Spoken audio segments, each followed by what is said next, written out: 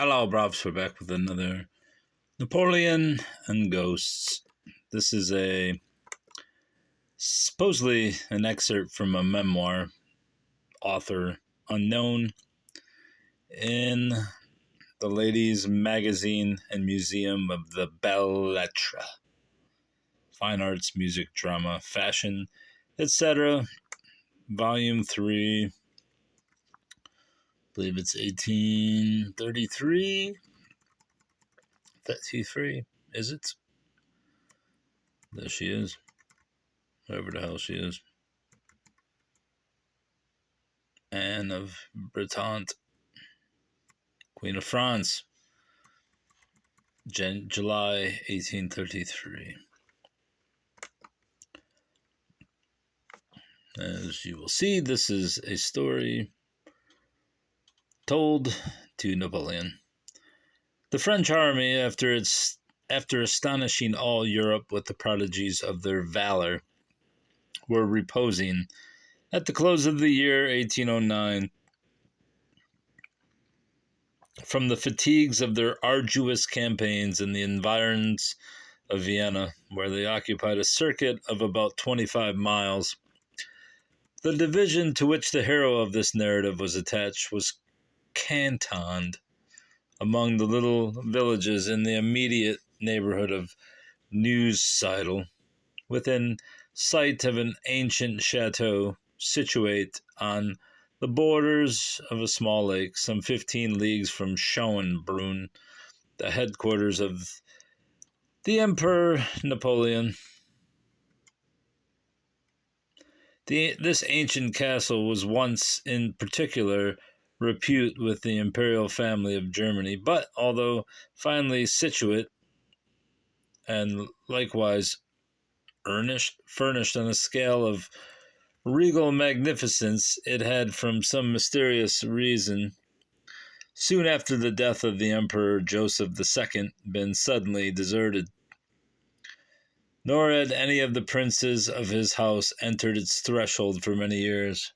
The fabric, indeed, with that singular rapidity which marks the destruction of habitations no longer superintended by a resident owner, was falling fast into decay. There were no idle dependents to keep guard on the imperial demesne. I don't know how to say that word. Such was the unsettled state of things in a country encumbered with a victorious army, so that this neglect excited no surprise.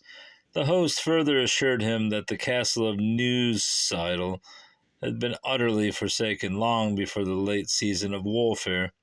Some young men had, at different times, forced an entrance into the building and examined the interior, but most of them had been so extremely terrified by sights they beheld and the sounds they heard that the narrative of their adventure was regarded with affright and awe by the whole neighborhood. Moreover, 10, 20, and even 100 different people had seen the Emperor Joseph II wandering at night through the long galleries, for this had been his favorite residence. One day, says the narrator, all the officers of my regiment who were not on duty were dining with me. Mine host, on whom I was quartered, was a German landholder, a brave and friendly man of the name of Spielmann, who had been at first not a little annoyed at the presence of me, his involuntary guest, but finding I was cheerful and inoffensive, by degrees he manifested a feeling of attachment for me. We were getting very merry when our host introduced the subject of the visitations in the castle of Neusiedl, and he told so many stories of the supernatural appearance of Joseph II, with an air too combining so much good faith and credulity that most of his audience were excited in an extraordinary degree, and as they had all imbibed the skeptical principles of the philosophers of the new school, Spielmann's narrations were greeted on all sides with ridicule and ironical acclamations. One of the officers, Captain Saint Laurent, a particular friend of mine, listened attentively to all the speaker said, and mused on it in silence. At last he addressed Spielman with these words: "Well, if you will show me the way to this castle of yours, I mean to pass the night there, and I may prove to the good people of Neusiedl that the Emperor Joseph appears only in their imaginations." "Oh, mon officier," cried Spielman, "renounce, I beg you, this rash project. You will see more than you wish of him. Such has been the case with many a brave man before your time. Hydatoff, the captain of his own guard, soon after the Emperor's death, just before the palace was deserted, was determined to meet his old master once more, if he were to be seen. Well, he watched in the Emperor's favorite sitting room, and though a bold and valiant soldier, he saw what scared him to death, for, poor man, he lost his reason and died soon after.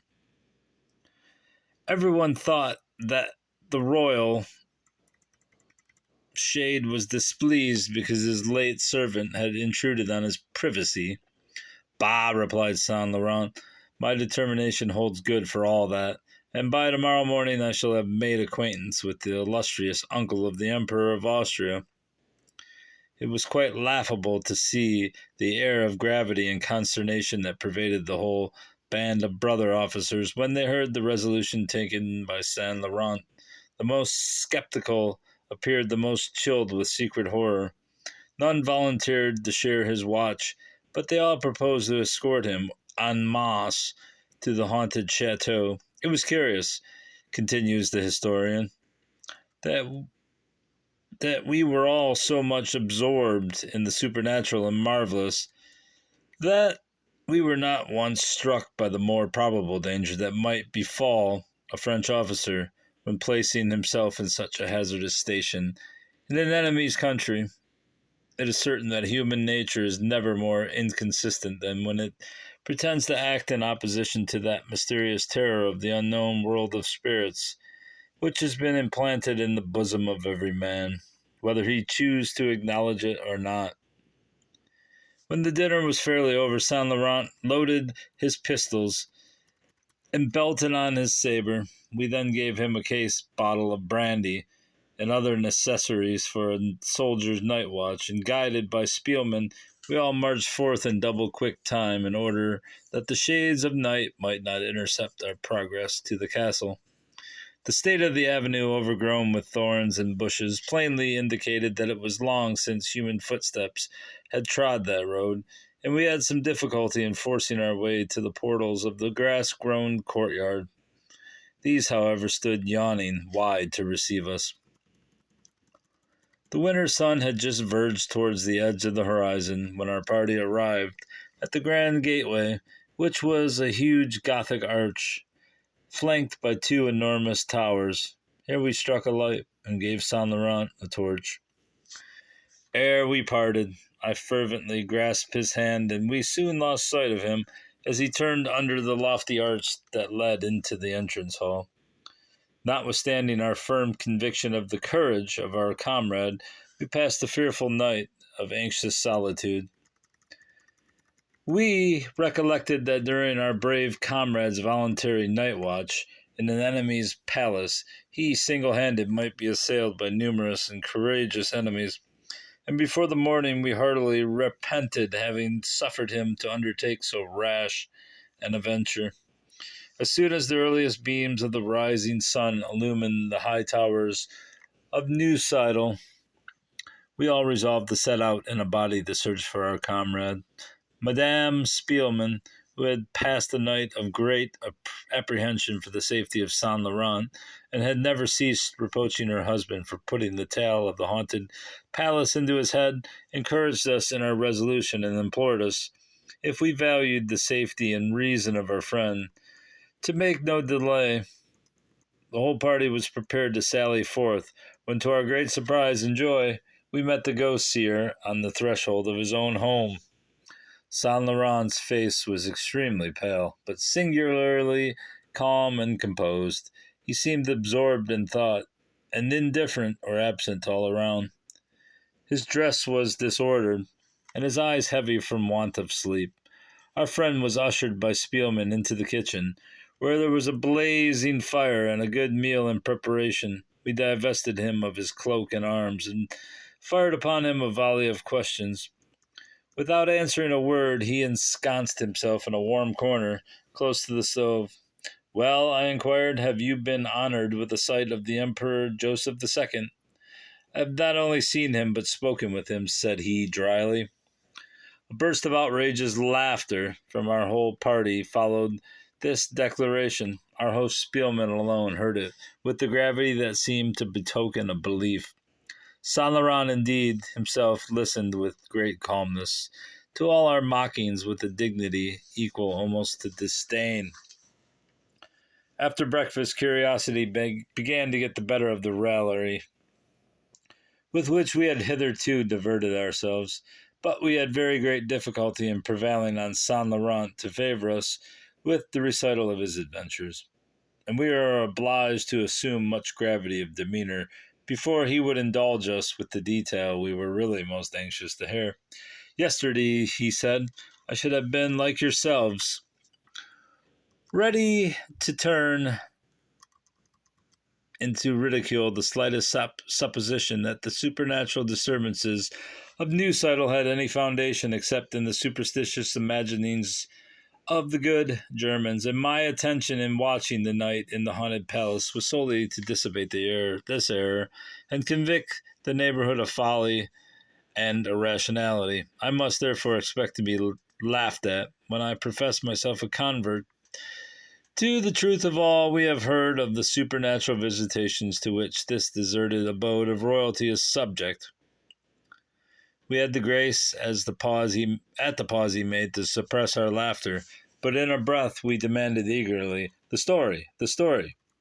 "After you had left me last night," he resumed, "I found myself in a hall of vast extent and height. As I traversed it, the unusual light of my torch and the sound of my footsteps scared from the high niches and carved works surrounding the ceiling a vast number of bats and owls who were taking their winter repose without thought of disturbance. These flew around me, uttering cries that sounded almost satanic, and I expected every moment, notwithstanding all my care, that they meant to extinguish my torch. I got free from this flight of foul creatures by hastily crossing the hall to a door that I saw at the right. It yielded to my first efforts. No sooner was it unclosed than with screeching and groaning it moved on its rusty hinges, and I traversed the long solitary corridors without hearing the slightest sound, excepting the heavy echo of my own footsteps. A grand and noble staircase lay before me. I ascended it to the first landing, which led to a suite of apartments furnished with faded magnificence, but which did not seem as if the door had been open for the last half-century. At length I stopped in a large saloon, where there was a hearth and a chimney. Around it hung tapestry and tatter, but the doors and windows seemed in better preservation here than in the other parts of the edifice, and in this place I resolved to pass the night. I laid my arms and provisions on a table, and I began anew to examine my night quarters. A dozen and a half faded fauteuils, which were falling to pieces, and some carved oak furniture, were the whole of the movables. I amused myself by gathering together some scattered arms and legs that had fallen from their right places, and piling them on the hearth, soon had a cheerful blazing fire.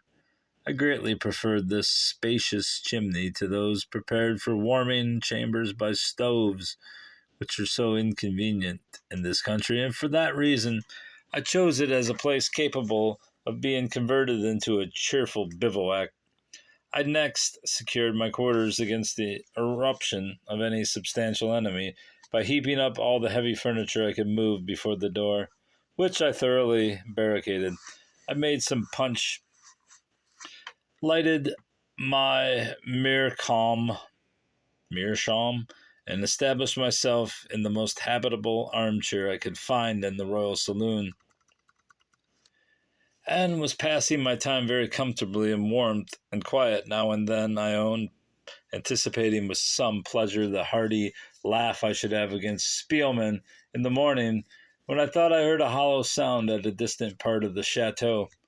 From a far-off, indistinct, echoing noise, the sound grew gradually more certain and louder, and at last I plainly heard steps that seemed to be directed towards the room in which I was sitting. I sprung towards my pistols, and I was scarcely in possession of the means of defense before the door was violently shook, and the ponderous furniture with which I had barricaded it was thrown down, and the door swung wide open. I wonder I did not fire at that instant, but the manner in which the furniture had been displaced and a space cleared for the opening of the door convinced me involuntarily that whatever was about to enter would not be combated with worldly weapons.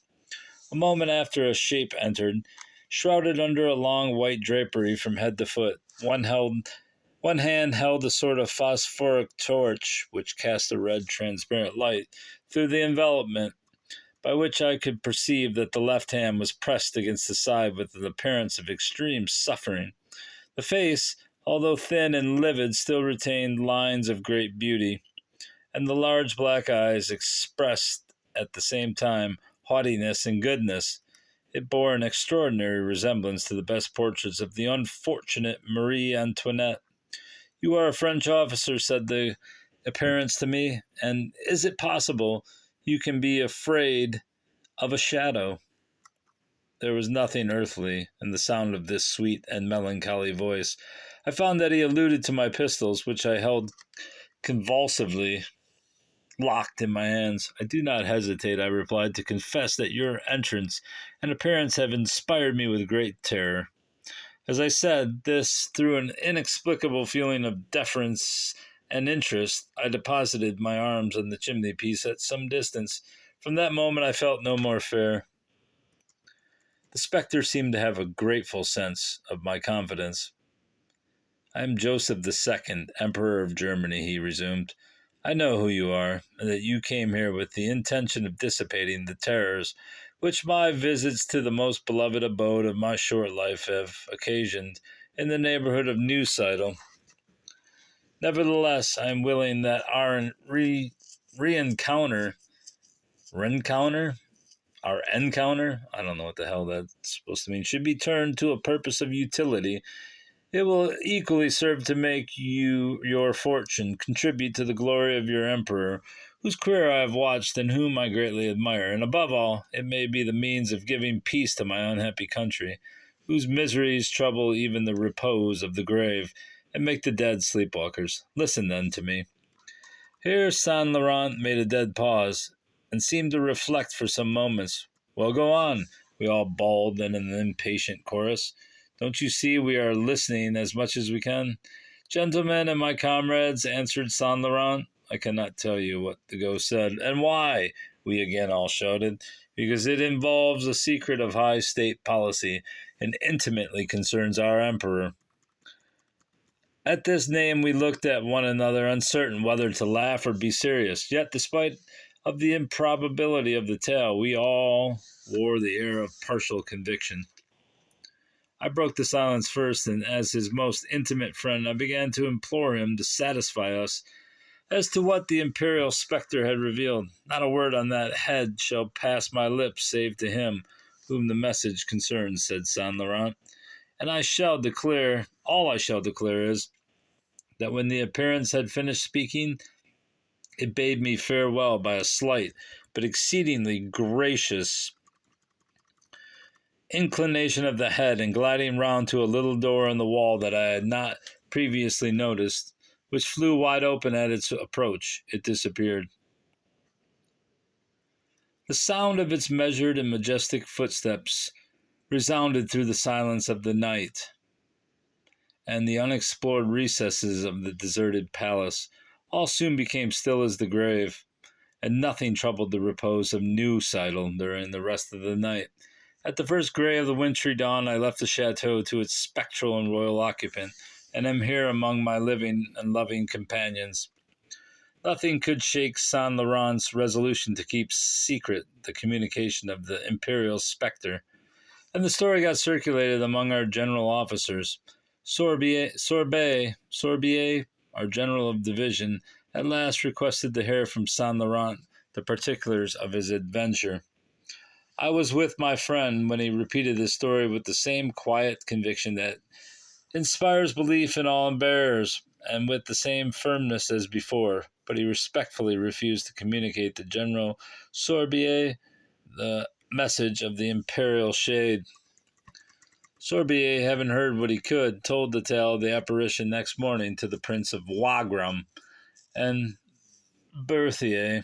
The next time the Emperor Napoleon amused himself with one of those long chats which he was so fond of holding with his grand huntsman, related the whole story of Saint Laurent's interview with the imperial spectre of Neusiedl. Napoleon loved the marvelous dearly. He listened to the recital of Berthier without any comment, but the next morning an officer of ordnance arrived at our quarters with an order that the lieutenant of artillery, Saint Laurent, should instantly repair to Schönbrunn. My friend told me that he was introduced to Napoleon directly after parade. Ah, monsieur, said Napoleon, you are the officer that has penetrated the mysteries of the Chateau Neusiedl and had an interview with the Emperor Joseph. You were very lucky. I was indeed, sire, replied Saint Laurent coolly. Tell me directly all that he said to you, lieutenant. Sire, there are certain details which you would not wish anyone but yourself to hear. The Emperor made a sign, and he was left solus with Saint Laurent, who began his recital when Napoleon, fixing on him one of those stern looks which made crowns shake on the brows of monarchs, interrupted him by saying, Apropos, monsieur, I hope you know your auditor better than to tell any old woman's tales. Sire, I am about to tell nothing but what is true, replied Saint Laurent firmly. He then recounted what he had previously told us, but further informed Napoleon that the ghost had said, You serve a great man, before whom is an immense futurity of glory. If he will give up his mania for martial exploits, he will, as a legislator and monarch, surpass the most renowned names of antiquity. Let him demand for a spouse the eldest daughter of the Caesars. This measure will pacificate the continent. This princess will share the imperial crown of France, and bring him a son that will perpetuate his dynasty.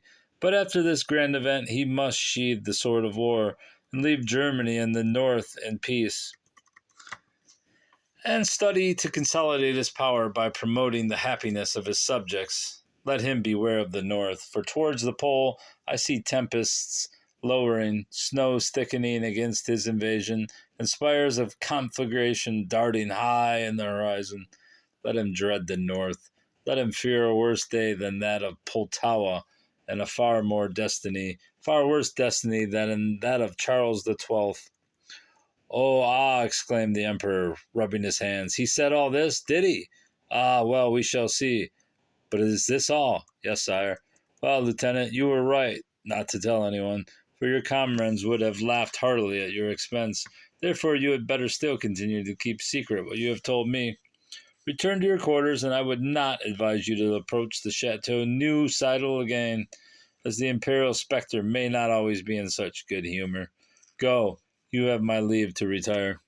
Saint Laurent kept religiously these half-jesting injunctions of Napoleon, but when the divorce of the Empress Josephine took place, and the marriage of Napoleon with the Archduchess Maria Louise, and the rapid promotion of Saint Laurent to a general of brigade, he confided to me, his bosom friend, the half-accomplished prophecy. Saint Laurent died early in life, for no one who ever held such colloquy lived long, but I made the disastrous Russian campaign and survived to witness the entire fulfillment of this singular and extraordinary prediction of the spectre of the Emperor Joseph II. Not very scary, is it? No. Goodbye, Rav. Goodbye.